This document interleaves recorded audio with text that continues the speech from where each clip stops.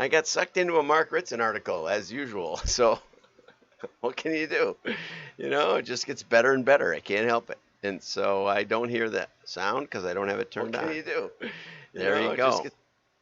And I don't have the comments up. So if you're making any, I missed them. But hopefully we'll find them. Right? Close window, and now we'll try it again. And if I don't get them, you can comment on LinkedIn or on, oh, there they go. Okay. On LinkedIn or on something else, whatever's around, whatever's handy. YouTube works. And here I am on LinkedIn. So LinkedIn seems to be working. Yep, looks like it's working, and there's somebody out there. What do you know? So now I'm watching LinkedIn, which is rare. Thank you, Peggy, and that was from YouTube. Okay, so we got some people on both. Let's dig in. First, this is a public service announcement, which you're required to have by the FTC, except I'm not on the FTC, and so I don't think I am, but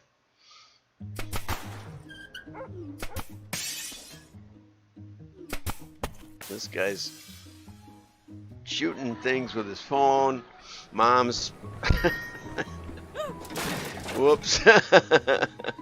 When you don't keep your eyes my on favorite. what you're doing, it can be downright He mows the neighbor's flower bed. Here comes the dad Especially watching when his you're behind phone the while you can listen to your phone's podcasts on your Heads phone up, if you Texas. want to, but don't do that. I just thought that was funny. Yeah, that's important. Don't watch your videos while you drive. Never mind, I drove to LaCross yesterday and I was watching videos the whole time, but I wasn't really watching them. And I was both hands on the wheel, of course, as you know. Would it be anything else? Right, so let's get over and talk about the LaCross Expo. We had fun at the Expo. Julie Lopez Lena was there, and she's a supporter of the WDMA. And I met Mohammed from Ghana, and I told him, I said, in all the years I've been going to print and direct marketing shows, I've never met anybody from Africa in the whole time, not even South Africa, which, you think might connect up. I said, do you do any direct mail? He says, yeah. And he's got a Heidelberg. It's the CEO of a printing company. He thought he'd just come to the U.S. and come to a print show. And why not come to La Crosse, Wisconsin? I could pick a city in Africa and not know one from another pretty much. And Lagos, Nigeria, I keep getting those warnings on. Don't go to Lagos. But anyway, it's in Wisconsin, and so is Yanis Atinakimbo. So maybe it's a good place in the United States to visit. Anyway, he just flew over here, said I paid my own way, I got my own hotel, and we had a wonderful chat about the printing industry. He prints for every major bank in Gambia. Did I say Ghana? He's from Gambia. Sorry. Oh, brother. Anyway, he prints for all the banks. He said a good run for him is about 150,000 pieces, which is a pretty good run. I got to give him that. And we had a wonderful time. And so he had this picture taken on his phone. He showed me pictures of his plant and how he's doing construction, and he pours the concrete, and he basically he's in charge of the construction, and he does Ad Specialties. That shirt that he's got on and the hat of his company name, he prints those with screen printing, and this was mainly a screen printing show. I was thinking Chris Lyons might be there, but I guess it was too far for him to travel. Come on, Chris. It's only from New York City. I ran into somebody who was from New Jersey and said, yeah, I had to get out of that East Coast. I had to get out here where it's fun and, fresh air and all that. And it was a beautiful day, about mid-80s. And we had a food truck that was the caterer to the show. The whole thing was just super fun. And, of course, I got lots of printed merchandise. I got a loop. Oh, I wish I had the loop with me, but I ran out of the house. Anyway, it was a great fun. There's something more real about getting together. So I'm so glad Julie said, well, I'm coming. So, because I sent out an email inviting everybody to come and join me there, and only Julie made it. So that was so fun. So I just wanted to tell you that we had a great time, and And PI World, somehow co-sponsored it, but so I thought Chris would be there, but he wasn't.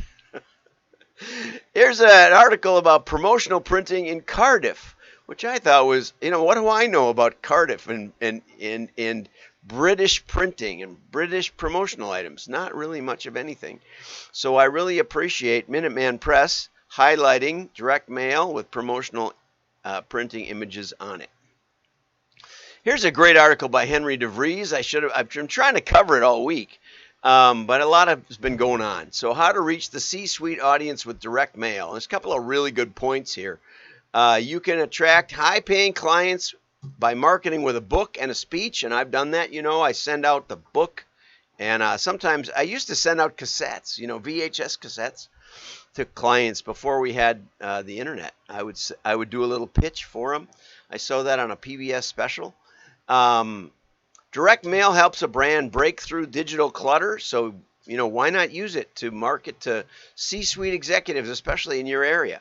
A small printer in Dallas asked me, well, I don't work with e-commerce companies. I said, in Dallas, there must be 100 e-commerce companies. Find a directory, find a listing, figure it out, go visit them. That's what I told him. I don't think he did.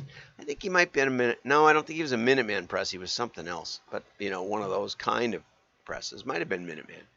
Okay. It's not your grandpa's standalone direct mail bulk mailing. Well, some is and some isn't. I just got another one. Here was one from yesterday, an asphalt company. Has a nice picture of their truck. That would not be the picture I would use. I would use a picture of a happy customer in front of their paved road or something like that. But 38 years, in spite of the bad, how bad it is, I still thought, I could use somebody to repair my road. So it still works, still gets through. Okay, do your grandpa's. If you can't do anything else, I didn't have any asphalt company come to mind from the digital advertising that went across me today so far. I don't even remember one ad. I know that I've seen ads. I just don't know what they were. Okay. So you can confirm digitally, but tactile marketing gives you a touch point. So give them a touch point, a sales conversation, a branded unboxing experience. Three-dimensional is especially good for the C-suite. That's the stuff I did. Hand addressed, makes noise. I don't know if you can hear that, but I hope you can. Makes noise. You don't have to put much in the box. Just put something in the box. Okay, and he talks about Okta, don't know what Okta is, following up and got a 73% month-over-month increase in target account web traffic. What you really need to say, though, is over the holdout group. Always have a holdout group if you can. Abandoned shopping cart. Well, if it's the shopping cart, you're probably not into the C-suite, but companies like Zoom, Salesforce, Proofpoint, and Paycor are all using direct mail. Direct mail triggered through digital intent signals is creating the up-and-coming category of tactile marketing automation. I think that's probably all true. Remember, you can get, there you go, nice picture. You can get the show notes by going to wdma.org and subscribing. We're getting more and more subscribers, which is nice. And I had to get to Ritson. I'm sorry. Play this at 2x speed. You can do it on LinkedIn or on YouTube. Just change the settings to 2x and you'll be able to get it done in less than 10 minutes. How cool is that? And I'll talk really fast. Tiffany's brand needs an updating in fashion. That means alienating loyal customers by Mark Ritson. Not your mother's Tiffany, it says on the billboard. And apparently these billboards were put up in kind of grungy locations around LA, but they were quickly picked up on Instagram and other social media with many, many, many complaints. Okay? Many, many, many complaints.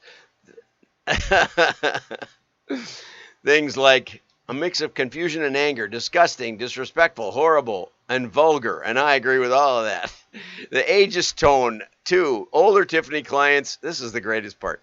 Older Tiffany clients expressed their disgust at being so explicitly rejected by the brand. Younger, more politically correct observers were outraged at the clear attempt at demographic division. It's offensive at so many levels, one unhappy Instagrammer observed. Am I not good enough? Am I too embarrassing? Too old? My values and thoughts too stupid and dumb? Is everyone better than me because I gave birth? Yes, exactly true. That is exactly what Tiffany is saying to you. And they don't pull punches. And then Mark goes and then Mark goes on to explain why this strategy will work explicitly well. You know, Tiffany's, they got rid of the 1836 blue, which is apparently their color of blue, special. You know, you get the Tiffany's box. You know, it's not just turquoise Pantone. It doesn't look like turquoise to me. Anyway, it's 1837 blue. That's the name of that color. Oh my gosh. So it's old, old, old, old. But the acquirers of Tiffany's, you know, they were going to buy Tiffany's for 16.3 billion, and they had to cut it down to, and so then they pulled out of the deal. Then they pulled out of the deal, and then Tiffany sued them for pulling out of the deal. And apparently the settlement was that they would come back with only 15.8 billion. It wasn't much, you know. It's like not even a 10% deal that they gave Tiffany's. But anyway, so first they painted all the stores in key markets yellow. You can see I like yellow as a pitch for the yellow diamonds. Then they sold rugby balls, skateboards, and other sporting goods product with the Tiffany name on them. Okay, then they did the billboards, and what Ritson says, and you know, this is why I like Ritson, because I don't know anything about high fashion marketing. I gotta say, I had one young lady come up to me after a speech I gave, and I think it was on ERP systems, to be honest. You know, the DMA used to assign, they used to write the copy and the speech title before they had a speaker, which always seemed a little backwards to me. So they asked me to speak on how to process orders with your distribution package. What did they say? For customers, for companies under $5 million. And one of the things I said right off was, you know, you don't need, if you don't have a sales force and you're primarily doing cataloging or something like that, you can put the key code in the salesman number. You can find fields that you're not using if your IT people level with you, and you just start using them. And you can keep calling them sales number, and you can use it for tracking ID and stuff like that. I had lots of little tips like that. And so this young lady came up to me and she said, I'd like you to help me with my catalog. And I said, oh, I'd be happy to. What are you selling? She said, beachwear. I said, well, what's the difference between swimwear and beachwear? She said, well, it probably wouldn't hold up to the waves. So it was kind of basically a string bikini catalog. I decided my wife wouldn't probably go for that. So I gave her the name of a few other very capable people. But the point is that mostly that I don't know anything about fashion or really branding either. So go get this article. Go subscribe to WDMA over there. It's free, WDMA.org. And what basically he says is, if your brand is big enough, famous enough, iconic enough, you can push it very far away from its original conservative base and still achieve significant success. If you have a great product distribution, and inalienable disgust at price, promotion, and daring communications that can seduce those at the top of the fashion ladder and the start of the demographic curve, if you got all those things in place, you can win on this. Because what happens is, first, younger and more fashion-forward clients will consider Tiffany again.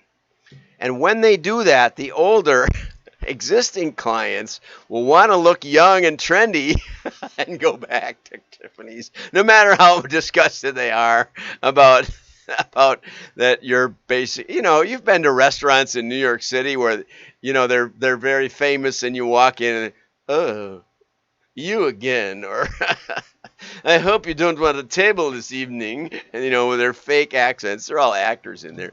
And they insult you the whole night. And that makes them trendy. And that's basically the way this thing works, which shows how little I understand it, because I'm all about, good value and good prices and delivering what you promise. And I shop, these jeans came from Fleet Farm, which you don't even know what it is in the rest of the country. But in Wisconsin, we know what Fleet Farm is. And Farm and Fleet. It was two brothers. They got mad at each other. So one's Farm and Fleet and one's Fleet Farm. And I can't, for the life of me, tell you the difference. But now, branding, one of them, and I don't know which, has got orange silo covers as their signs. So you can spot those a mile away. And I won't even guess which one it is. The orange one. But I know where those are, and I know where the other ones are, and I know that I can shop at both of them and get good deals.